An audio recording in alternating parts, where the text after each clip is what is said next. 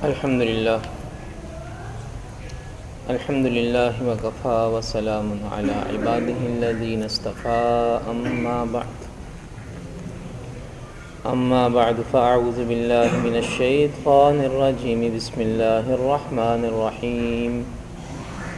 ويعبدون من دون الله ما لا يضرهم ولا ينفعهم وَيَقُولُونَ هَؤُلَاءِ شُفَعَاؤُنَا عِندَ اللَّهِ قُلْ أَتُنَبِّئُونَ اللَّهَ بِمَا لَا يَعْلَمُ مَا فِي السَّمَاوَاتِ وَلَا فِي الْأَرْضِ قُلْ أَتُنَبِّئُونَ اللَّهَ بِمَا لَا يَعْلَمُ فِي السَّمَاوَاتِ وَلَا فِي الْأَرْضِ سبحانه وتعالى عما يشركون صدق الله العظيم وصدق رسوله النبي الكريم اللهم صل على سيدنا محمد وعلى آل سيدنا محمد وأصحاب سيدنا محمد وبارك وسلم عليه سورہ یونس کے دوسرے رکوع میں اللہ تعالیٰ نے حضور نبی کریم صلی اللہ تعالی علیہ وسلم کی نبوت و رسالت کی حقانیت اور صداقت کے دلائل بیان فرمائے۔ وہ دلیل یہ بیان فرمائی کہ حضرت محمد صلی اللہ علیہ وسلم اہل عرب میں آپ نے ساری زندگی گزاری۔ حیات طیبہ کے پہلے 40 سال آپ نے انہی مشرکین مکہ کے ساتھ، اہل مکہ کے ساتھ مکہ مکرمہ میں گزارے۔ سب جانتے تھے کہ کسی تعلیمی ادارے میں آپ نہیں گئے، کسی استاذ کے سامنے زانوِ تلمس طے نہیں کیے، کسی جامعہ میں، کسی یونیورسٹی میں، کسی مدرسہ میں آپ علیہ الصلاۃ والسلام نے تعلیم حاصل نہیں کی۔ یہاں تک کہ وہ جو رسمی پڑھائی ہوتی ہے، لکھنا پڑھنا، آپ علیہ الصلاۃ والسلام نے یہ بھی نہیں سیکھا تھا۔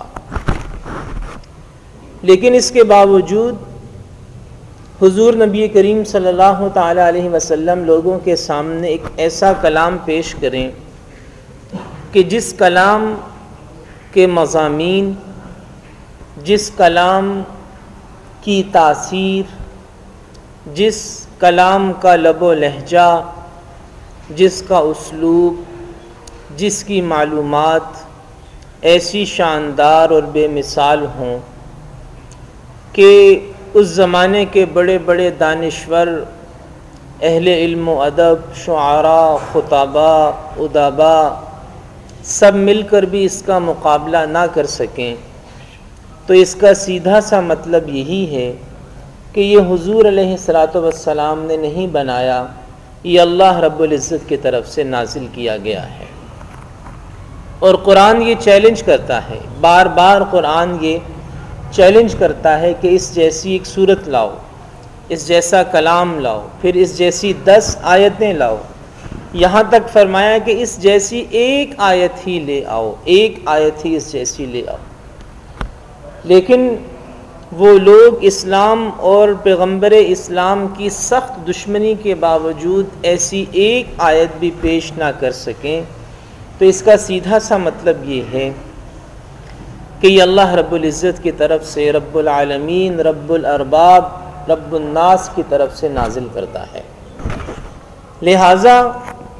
اب جو اس کا انکار کرے، اس کھلی دلیل کے باوجود جو اس کا انکار کرے، تو قرآن یہ کہتا ہے کہ فَمَنْ أَظْلَمُ مِمَّنِ افْتَرَىٰ عَلَى اللَّهِ كَذِبًا أَوْ كَذَّبَ بِآيَاتِهِ، کہ اب جو اس کا انکار کرے اس سے بڑا ظالم اور اس سے بڑا سرکش اور اس سے بڑا باغی کوئی نہیں ہو سکتا، کہ ایسی کھلی دلیل آ جانے کے باوجود بھی بات ماننے سے انکار کر دے، اس سے بڑا ظالم کوئی نہیں ہو سکتا۔ تو پہلا ظلم تو وہ یہ کرتے ہیں کہ اس عظیم پیغام کے منکر ہیں، اور ایک دوسرا ظلم بھی وہ کرتے ہیں جو سورہ یونس کی آیت نمبر 18 میں بیان کیا گیا، وہ یہ وَيَعْبُدُونَ مِن دُونِ اللَّهِ مَا لَا يَضُرُّهُمْ وَلَا يَنْفَعُهُمْ کہ وہ اللہ کو چھوڑ کر ان کی بندگی میں لگے ہوئے ہیں، ان کی عبادت اور پرستش میں لگے ہوئے ہیں، جو نہ انہیں نقصان پہنچا سکتے ہیں، جو نہ انہیں نفع پہنچا سکتے ہیں۔ کوئی آگ کا پجاری بنا بیٹھا ہے، کوئی سورج کو معبود بنائے بیٹھا ہے، کوئی بتوں کے سامنے اپنا ماتھا ٹیک رہا ہے، یہ حبل ہے، یہ لات ہے، یہ عزا ہے، یہ منات ہے، یہ ود ہے، یہ سواع ہے، یغوث، یعوق، نصر، کئی سارے بت عربوں نے بنا رکھے تھے۔ تو یہ جو اللہ کا غیر ہے سارے کا سارا کسی شکل میں بھی ہو، خواہ وہ آگ کی شکل میں ہو، لکڑی پتھر کی شکل میں ہو، سورج چاند کی شکل میں ہو، یا پھر انسان کی شکل میں ہو، کہ انسانوں کو بھی پوجا گیا اور آج بھی پوجا جا رہا ہے۔ آج بھی لوگ زندہ اور مردہ انسانوں کے لیے سجدے کر رہے ہیں۔ آج بھی اللہ کے غیر کو پوجے جانے کی جو مختلف صورتیں ہیں، ان میں سے ایک صورت یہ بھی ہے کہ انسانوں کے آگے سجدہ ریز ہوا جا رہا ہے، انسانوں کے آگے جھکا جا رہا ہے، انسانوں کو نفع نقصان کا مالک سمجھا جا رہا ہے۔ تو قرآن یہ کہتا ہے کہ یہ جو ظالم ہیں، قرآن انہیں سب سے بڑا فمن اظلم، ان سے بڑا ظالم اور کون ہو سکتا ہے، جو یعبدون من دون اللہ ما لا یضرہم ولا ینفعہم، جو اللہ کو چھوڑ کر ان کی پرستش میں اور عبادت میں لگے ہوئے ہیں، جو نہ نقصان دینے کی صلاحیت رکھتے ہیں نہ نفع دینے کی صلاحیت رکھتے ہیں۔ وَيَقُولُونَ هَؤُلَاءِ شُفَعَاؤُنَا عِندَ اللَّهِ، اور وہ لوگ یہ کہتے ہیں، یہ عبادت کرنے والے، یہ پرستش کرنے والے جن کی پرستش کرتے ہیں، ان کے بارے میں یہ کہتے ہیں کہ یہ اللہ کے نزدیک ہمارے سفارشی بنیں گے، یعنی اللہ کی بارگاہ میں جب ہم جائیں گے تو یہ ہماری سفارش کر کے ہمیں جنت میں لے جانے کا سبب بن جائیں گے۔ میرے محترم بھائی اور دوستو، یہ ایک بہت بڑی حقیقت ہے کہ اس وقت ہمارے معاشرے میں بعین ہی یہ تصویر موجود ہے جو تصویر یہاں قرآن نے کھینچی ہے۔ قرآن مجید نے تو مشرکین مکہ کی تصویر کشی کی تھی کہ مشرکین مکہ کی یہ حالت ہے کہ وہ اللہ کے غیر کو پوجتے ہیں، ان کے سامنے سجدہ ریز ہوتے ہیں، انہیں نفع نقصان کا مالک سمجھتے ہیں اور انہیں اللہ کی بارگاہ میں اپنا سفارشی سمجھتے ہیں۔ یہ تصویر قرآن نے مشرکین مکہ کی پیش کی ہے، لیکن اس وقت ہمارے معاشرے میں ایسے لوگ موجود ہیں جو اپنے آپ کو مسلمان بھی کہتے ہیں، لیکن اس کے باوجود اللہ کے غیر کے سامنے جھکنا اور اللہ کے غیر کو نفع دینے والا یا نقصان دینے والا سمجھنا، یہ ان کا مضبوط عقیدہ بنا ہوا ہے۔ اور اسی طرح وہ ان لوگوں کے بارے میں یہ عقیدہ رکھتے ہیں کہ یہ قیامت کے دن ہماری سفارش کر کے ہمیں جنت میں لے جائیں گے، ہمارا کام بس اتنا ہے کہ ان کی درگاہ پہ حاضری دیتے رہیں اور ان کے بارگاہ میں نذرانے اور ہدیے پیش کرتے رہیں، ان سے دعائیں کرواتے رہیں، بس یہ ہماری نجات کے لیے کافی ہے کہ یہ بزرگ اور فلاں پیر اور فلاں ولی وہ قیامت کے دن ہماری سفارش کرے گا۔ اور یہاں اس چیز کا ذکر بھی ضروری ہے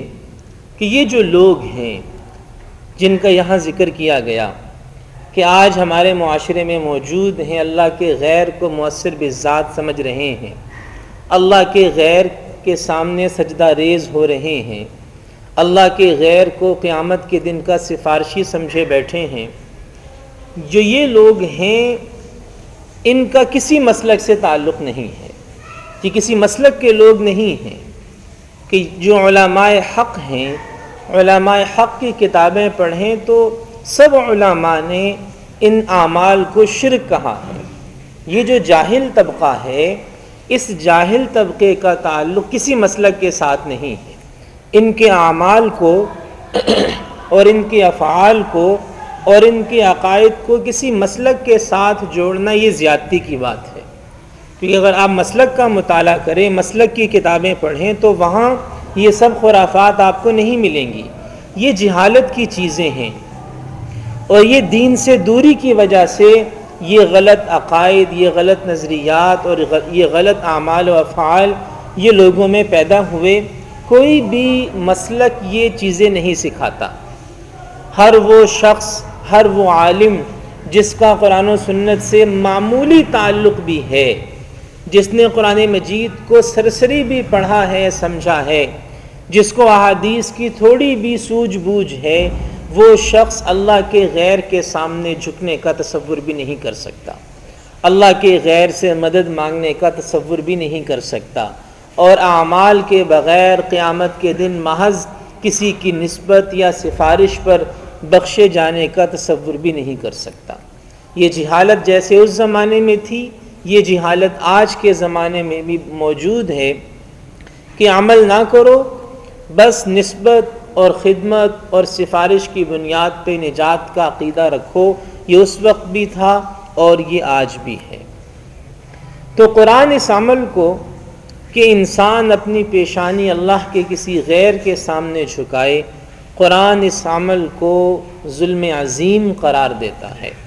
ان الشرک لظلم عظیم، اور قرآن ایسا کرنے والے کو صرف ظالم نہیں کہتا بلکہ اظلم کہتا ہے، سب سے بڑا ظالم۔ سب سے بڑا ظالم وہ ہے جو اللہ کے غیر کو مؤثر سمجھے، اللہ کے غیر کو معبود سمجھے، اللہ کے غیر کو نفع یا نقصان دینے والا سمجھے۔ قل اتنبئون اللہ بما لا يعلم فی السماوات ولا فی الارض، کیا تم اللہ کے مقابلے میں ان کو لاتے ہو جو زمین و آسمان کی کوئی بات نہیں جانتے، اور تم اس اللہ کو بتانا چاہتے ہو کہ جو اللہ زمین و آسمان کی ہر چیز سے آگاہ ہے، سبحانہ وتعالی عما یشرکون، وہ پاک ہے اور برتر ہے ان تمام معبودان باطلہ سے جس کو وہ اس کے ساتھ شریک ٹھہراتے ہیں۔ سبحانہ، وہ پاک ہے،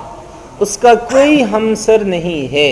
اس کی کوئی برابری کرنے والا نہیں ہے، اس کا کوئی شریک نہیں ہے، اور کوئی اس کے افعال و اعمال میں، اس کے فیصلوں میں کوئی اس کا شریک اور کوئی اس کا ساتھی، کوئی اس کا مشیر نہیں ہے۔ اس کائنات کا تنہا مالک ہے اور اس کے نظام کو اپنی مرضی اور اپنی مشیت کے مطابق چلاتا ہے۔ اس بات کا یقین قرآن ایک مسلمان سے اس کا مطالبہ کرتا ہے۔ اللہ پاک ہم میں سے ہر ایک کو ان تمام باتوں کو سمجھ کر ان پر عمل کرنے کی توفیق عطا فرمائے۔